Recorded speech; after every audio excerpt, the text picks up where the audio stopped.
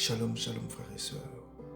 Je vous salue dans le précieux et puissant nom de notre Sauveur et Seigneur, Jésus-Christ. Tout au long de cette semaine, nous allons parler du pardon, le pardon divin. Plus précisément, le thème sera intitulé « Pardonnez à ceux qui vous ont blessé ». Jour 1. Le pardon selon la Bible aborde précisément et spécifiquement les blessures personnelles. Peu importe à quel point elles sont profondes ou si elles se situent loin de votre passé. Lorsque nous traitons les torts du passé, il est très important de bien identifier ces péchés. Ce faisant, nous identifions et confessons le vrai problème. Dans la Bible, le terme confesser signifie être d'accord sur le sujet. Quand nous confessons précisément le péché, nous sommes d'accord avec Dieu sur la vraie nature du problème entre nous et les autres. Jacob donna à ses fils des conseils très sages. Il leur dit exactement quoi dire à Joseph.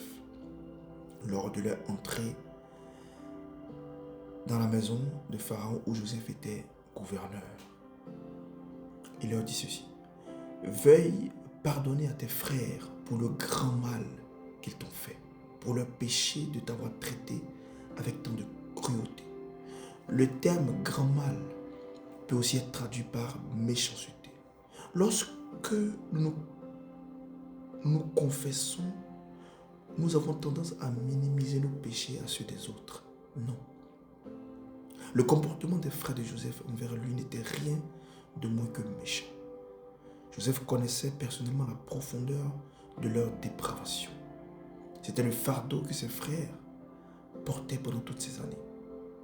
Ce fardeau qui leur faisait pour peur de Joseph. Et ce, à juste titre. Ils étaient coupables d'avoir mal agi contre l'homme qui était maintenant leur juge. Pourtant, quand ils ont confessé le mal qu'ils avaient fait, Joseph les a-t-il récompensés avec plus de méchanceté? Non. Joseph a pleuré. Il a vu que les desseins de Dieu étaient aussi l'œuvre à travers les mauvais comportements de ses frères. Ainsi, il a pu pardonner et réconforter ses frères et être rétabli dans une bonne relation avec eux. Louange à Dieu. Restez connectés, nous avons beaucoup à dire.